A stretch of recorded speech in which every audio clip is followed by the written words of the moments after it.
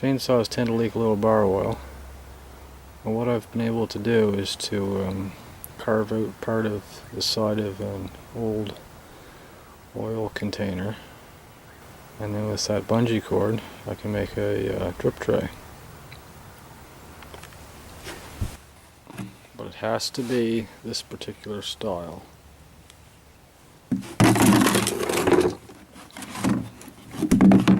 Okay, it goes that way. It goes like that. And it sits right about like that when it's being traced out.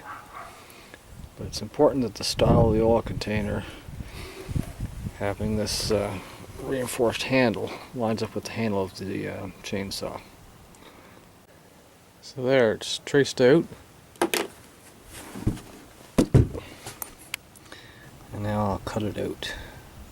There, I've got that cut out. Well, you need a rag to clean out the extra oil. Oil cans tend to be oily inside. And then I'm going to set the saw in it and see what needs adjusted.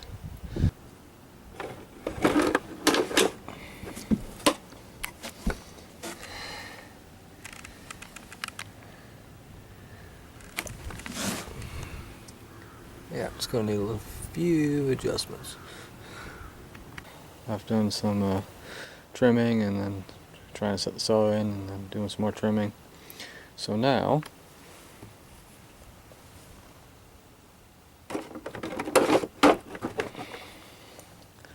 there, it sets in there.